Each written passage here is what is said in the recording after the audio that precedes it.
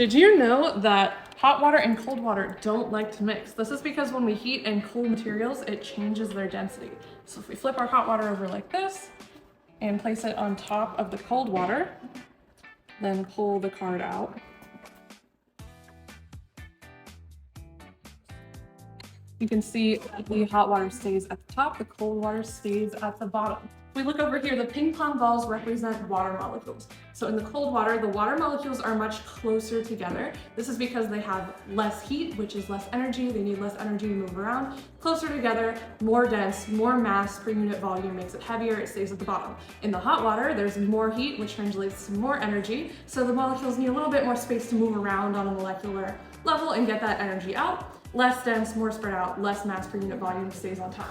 We come back over here and we flip the whole thing over. Watch what happens.